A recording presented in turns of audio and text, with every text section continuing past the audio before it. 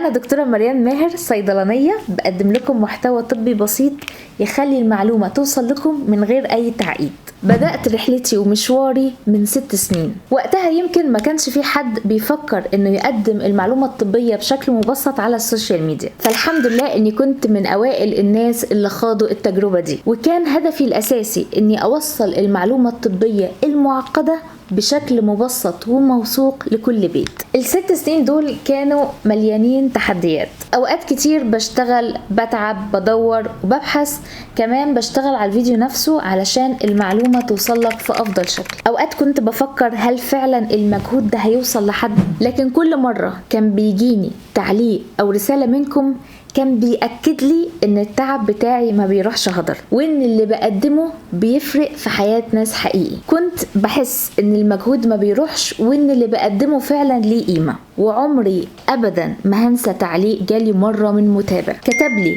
النهاردة اول يوم في حياتي اتعامل طبيعي، وبفضل فيديوهاتك قدرت ابطل تدريجيا ادمان الادوية المخدرة اللي كانت مدمرة حياتي، شكرا من قلبي. الكلمة دي كانت بالنسبة لي أكبر من أي جايزة، وكانت السبب إني أكمل مهما كان الطريق صعب. والنهاردة رحلة ال6 سنين وصلت لخطوة جديدة. الحمد لله أنا مرشحة في مسابقة ديجيتال كرياتور أووردز كأفضل صانعة محتوى طبي، ودي من أهم المسابقات اللي بتكرم صناع المحتوى اللي بجد بيأثروا في حياة الناس. الترشيح ده شرف كبير ليا، وصوتكم هيفرق جدا معايا. وبصراحة دي أول مرة أطلع أقدم فيديو بالشكل ده وأطلب منكم فيه دعم مباشر. أنا مش متعودة أطلب، بس المرة دي مختلفة، لأن الفوز الحقيقي مش ليا لوحدي، الفوز الحقيقي لينا كلنا، لكل كلمة شكر، ولكل رسالة دعم، ولكل متابع صدق في رسالة العلم والمعرفة. دعمكم وتشجيعكم المستمر هم اللي صنعوا الفرق معايا. الأجمل بقى